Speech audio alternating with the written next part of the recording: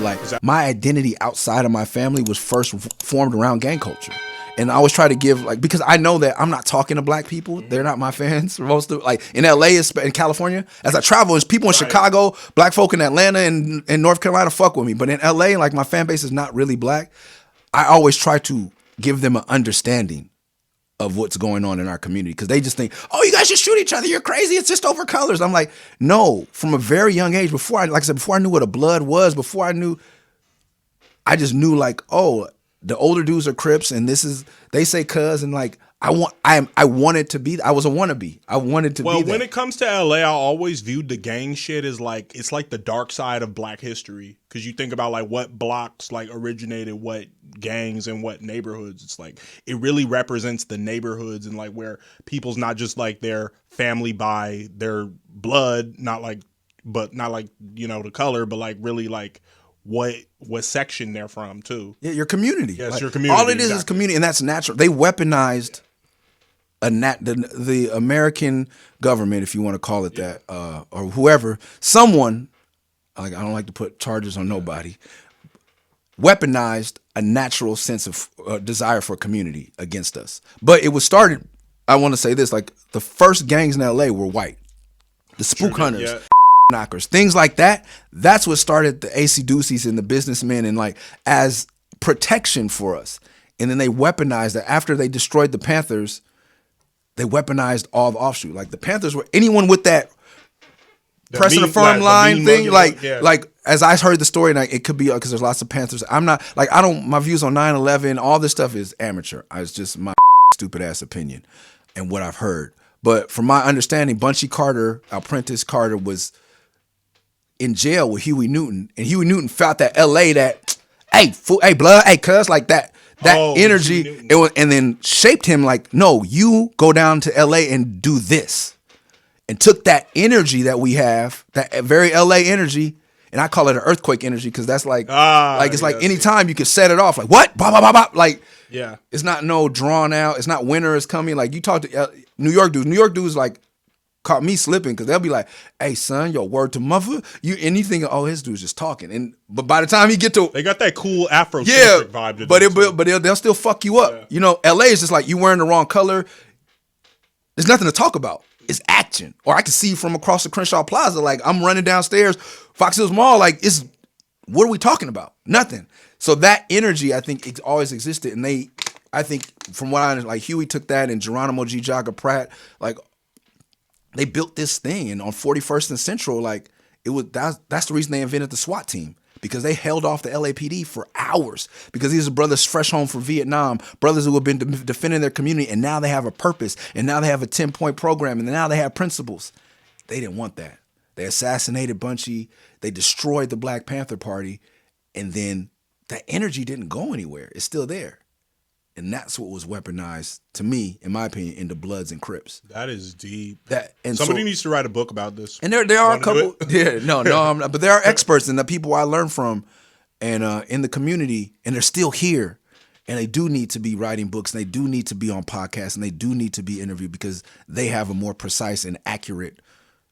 You know what I mean? But there are a lot of things that go on in our community that we're like, I didn't know the history of Central Avenue, and I grew up being on Central Avenue my whole life. My grandfather's too busy surviving, my mother's too busy surviving, running the business, to sit down and like, hey, this was called Brown Broadway. This is the Dunbar Hotel. And when Billie Holiday used to come play, she couldn't stay in Hollywood. She could play in Hollywood during the day, but at night had to come here. And once the nightclub Alabama and things start popping on Central, the Roxy and all these other white establishments that didn't want black people there after dark, all the white people would have to go down to Central to hear the good shit at night.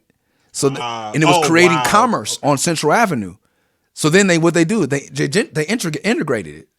No, it's okay. You can stay at our hotels. No, you can play at our. Just playing. Come over here. And cool, right? That destroyed, especially because this is an entertainment. The entertainment industry is our auto industry. Right. So once they took the industry out of Central Avenue, was the beginning, to me, the beginning of the end. Beginning of the end. Yeah, so that was like, they destroyed us. Then they give us crack. And then like, everything is very, like when you look at it, it's like, if you want to give it a chef's kiss in the most negative way, like they perfected it. Like, and I think it was on purpose. Like, Chicago is so strong, the black community. Oakland, like, it's just, to me, LA was like the perfect plan. They had it. You know what I mean? We all fought to get into Watts and Compton and blah, blah, blah. Then they say, just kidding. We're moving to the suburbs, and left us here with our public transportation is the worst, bro. Yeah. I've been on the Cayman Islands in a minivan that was more on time and efficient than. Me and my girl got to the Hollywood Bowl on that now train. Now? It used to be the red line, but now? Yeah. We getting there. Yeah. I feel like Raekwon on the Wu-Tang Skin. Yo, the Wu, we got some. All right, Murs, we got to get into this album, man. We got to talk shoot. about it. Okay. So, I'll be honest with you, man. First of all, loved it. Okay. Now, at times, you did sound like, I'm ready to get this over with. Just there was something in your voice. It was a little like monotone at times. Like, all right, Brother Ali said that. Let's put it to bed so I can go read to my kids. Like, no, it wasn't monotone. It was me. The funny thing is me listening to Lil Yachty. You like a Yachty? Oh, I love him now. I there was a time where I didn't get it, and yeah, at first I really didn't get it. I'm trying. I've tried, but like. Man, through Twitch, when I was during the pandemic, when people were like, I was just like, send me a video, I'll play it. Yeah. I was like, oh shit, I get it, man.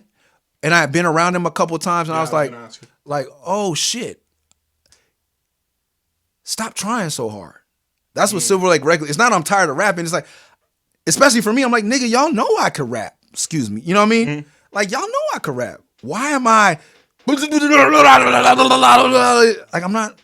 But like, that hardcore lyrical spiritual miracles. Yeah, but like on Silverlake regularly, I'm rapping real monotone, but I'm like, terrorize the temperature, serenading the signature, and I could have said, terrorizing the temperature, serenading the signature, Serengeti salute. The camel carries the emperor. Now nobody's remembered you. Second place trophy type. Take the L, get a B. Yeah.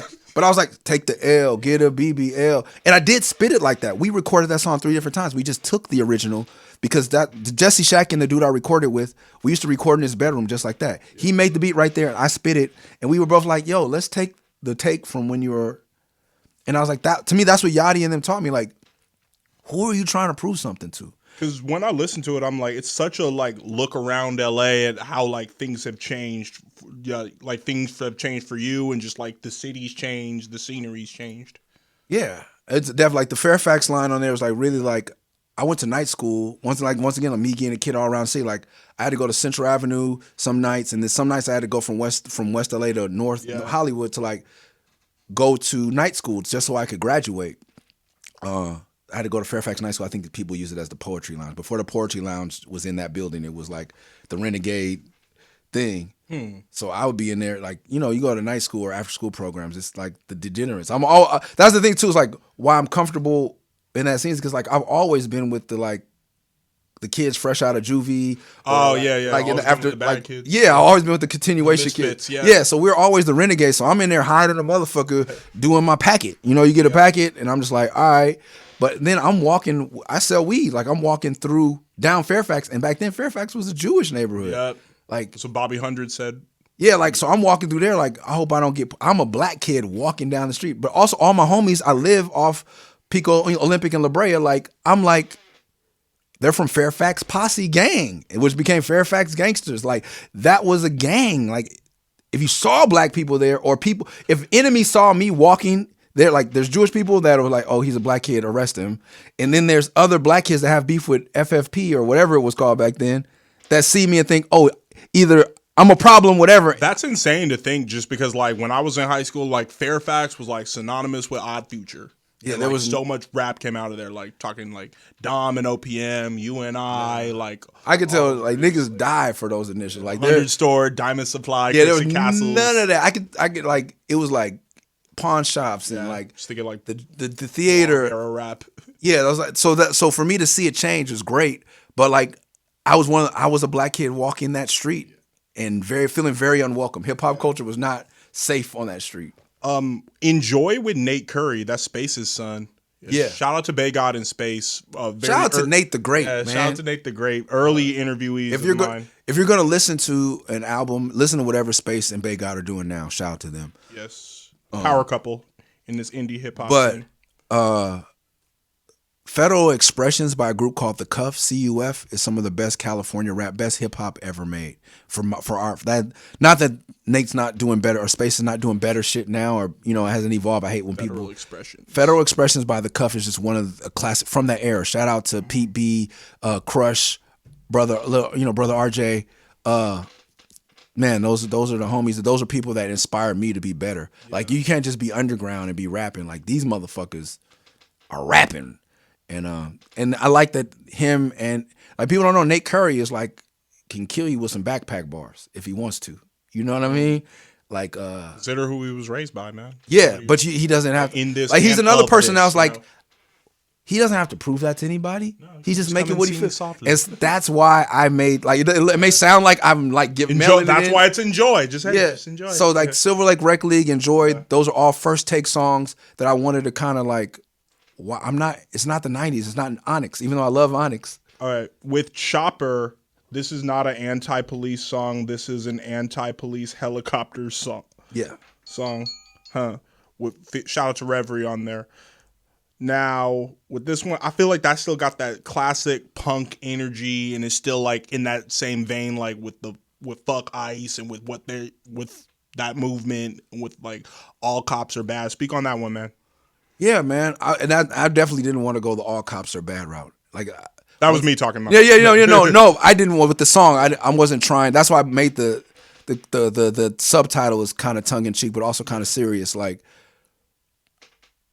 at some point, we got to figure out, like, obviously, fuck the police hasn't worked. Mm. True that. As I started meeting cops, kind of mind blowing right there. Cops in New York, like, when I watched cops in New York tell homies I was with in New York, like, hey man, take that weed upstairs.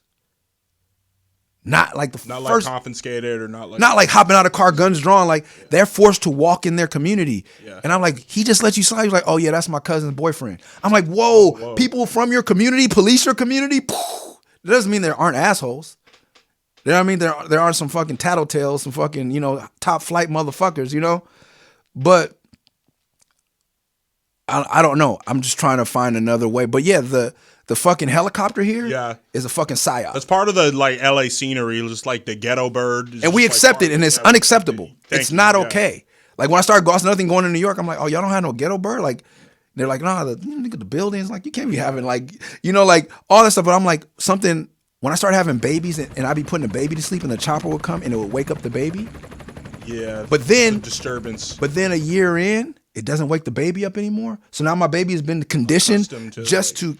We live in Inglewood, bro. Like, and when I lived in West LA in Midtown, like, it was like, don't spend my tax dollars or wake me up out of my sleep with that light to chase somebody I know. Like, you were at the Hollywood Bowl last night, and I rapped about this on Felt 4. I'm coming from Midtown, pulling off from my mama's house, heading up La Brea, and because I'm a street kid, like, I'm always on edge. For gang members, I'm always in the rear view. If you're from LA, like, you check a side view, you check in the rear view when you get to a red light till I get way north of Wilshire. So I'm like, but then even when you're north of Wilshire, then at Wilshire, you stop checking for niggas and you start checking for the police. But you're always checking 3 mirrors. Mm-hmm. And I say, okay, that's 1 cop. I get to Melrose, I'm like, that's 2 cops. Sorry, yeah. Then I think where I make at Melrose, I'm like, okay, let me dip off, make a right, go up Highland. I was living in basically Van Nuys at the time. Mm-hmm. And you know the spread. I was living with Eli. And by the time I cross Hollywood and Vine, there's 4 cops. I get to the hotels right across on the Hollywood, right before you get to the Hollywood Bowl, they hit the lights. It's 6 cops. They fan out. Block off Highland Boulevard. The chopper comes out. Reach out with your hand. Open the door. Bow. Walk to the I'm in the middle of Highland. This is a 6-lane street. They closed the whole thing off. Turn your heels inward. Put your forehead on the ground. I've done nothing. I went to my mama's house to pick up some clothes. I'm going to see my girlfriend. Like, we're meeting at the house to have a movie night. I've done nothing. I have a bag of my clothes in the trunk. I don't sell weed no more. I don't have a gun no more. I have no felonies. I have no warrants. I have no idea what the fuck's going on. I'm laying tourists are coming out of their hotels, and this is good. I kind of wish it was TikTok days, because this is 2004. Yeah, everybody be filming it. Everybody's outside their hotel. What's going on? They cuff me, lift me up, boom, hold me on the side, still holding traffic, still chopper floating. I don't know how many thousands of dollars are going off in that tank.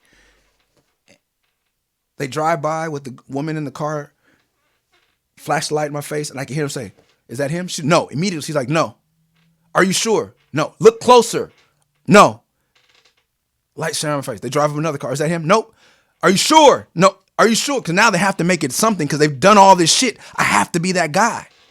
And I don't have dreads then. I'm a black man with a fade, a clean ass fade, by the way. But they put me in the back of the car. Still streets. Then they open up. Even though the lady said no, it's not him. I was like, I'm not saying nothing. Because I've been to like Inglewood drunk tank for like, I had enough of my life of mouthing off to the cops. I've been hit a couple times. I'm not, and once I'm in cuffs, like I'm not that guy. Once the police show up, I'm not talking crazy to you anymore. If I said I was gonna beat your ass, I'm not gonna say it. I'm not, the people who get loud once they're in, I never understood it. Like, why don't we just let the police leave and then we can fight? Or, like, why are we, so I don't do that yelling. Because I've had cops say that to me. "What's all that shit you was talking?" I was like, when we was fighting, when we was tussling, I'm gonna talk shit, but now you got me handcuffed. Fuck, I can't do nothing. Now. And I'm not gonna try to provoke you so you can bust my head even more. So I'm sitting in the back of the car, like I've been through this before. I'm 20s, I'm late 20s, early 30s. I'm like, all right. And they're like, basically like, I'm not reacting how they want me to react. And they're like, "Do you want to know what's going on?" I was like, "I guess." Like, it don't matter. Like, if y'all say, and that's the crazy thing that, like, that's why I know I'm talking to white people. I'm not trying to sound tough or impress niggas. No. Y'all been through way more real shit than me, but I'm trying to, like, white people love me. I'm the safe black guy that you love, and this happens to me too. And they're like, so what is it? I'm like, they're like, "Do you want to know?" I'm like, "I guess." They're like, "Oh, someone stole some jewelry from a woman." So, like, this is for armed robbery? There's not a body? You're not trying to put a body on me? You're not trying to put a weapon on me? Someone robbed a woman, and this is what you guys sent the chopper up for? This is unbelievable. This is a chain snatch? This is a purse snatching? Y'all niggas out here with... Ridiculous. I'm like, so do you want to report this? I was like, I want to go home, bro. I want to go home. That's all. I'm right now thinking I got to go to county. And the fucked up thing about LA is like, I'm getting snatched off the street because I'm black. And when I get in there, I got to fight because I'm black. Motherfuckers going to want to know where I'm from. They're going to be looking at my tattoos. I'm like, bro, like, we all got here because we're under attack by them. And now we got to fight us. So that's what I'm thinking. I'm like, I'm not even thinking about y'all. I'm thinking about the weekend I'm finna have when I get checked in. Which I've only experienced on a small level in like Inglewood processing. Like, I've only heard stories about what I'm about to go through. And now I got to face this shit for nothing. They done ran my license by now. They know I have no warrants. They know I have no priors. So they're like, "What do you do?" And this is a black man talking to me, by the way. "What do you do?" I was like, "I rap." They uncuffed me and said, "Well, now you got something to rap about." Damn. Wow, Murs, unbelievable. That, and then the time you're an expert storyteller. You didn't even need me to tell you that, but like from the raps to the podcast to like right now, like everything. Like that's why, like, I felt like I was there. I'm not mad at the police. Yeah. Like, they're doing their job. Like anyone my age, like, I was taking penitentiary chances selling marijuana, and now kids can buy it at the store. And the same cops that would have arrested me, that like, "Oh, well, I just enforced the rule." Like, it's the same. Like, I don't really hate cops. Like, it's the same person that won't give you an extra sauce at Chick-fil-A. Mm. Yeah, it's the rule followers, the people that separate their humanity from words on a piece of paper. "Hey, bro, you see I got 4 kids in the car. Can you give me an extra sauce?" I just, when we go to a restaurant, bro, I'm dropping $100 no matter what. I go to the movies like, "Hey, y'all, I appreciate whatever you could give me." Yeah. Because you see this, like, you really going this tribe. I'm not trying to be greedy and snatch them in the cabinet so I have some later when I do my Ore-Ida tater tots and I wanted some Polynesian sauce. Nah, bro. I'm going to have to deal with the fight in the back seat if you don't give me, and you want to charge. Does that 35 cents really mean that much to you? That same mentality with a gun and a badge. That's all. It's a certain mentality. I'm not against the police. I'm against these laws separating us from our humanity. I'm against these laws because if we change the laws, this person is telling me that they don't got a problem with me. So all we got to do is work somehow to change the laws or wipe the slate clean. However we get to me, that's how I'm thinking. And like I said, I'm a rapper. I don't know shit. But as someone who lived it, like this dude, he don't want to kill me. He's black. He's just doing his job. Where did they get their jobs? Our senators, the people who come, the old white men in 1776 that made these laws that everybody seems so passionate about. Maybe we need to revisit them. It's not the 10 Commandments. I'm not asking you for change what Moses said, but maybe some of what Thomas Jefferson said. Now I'm really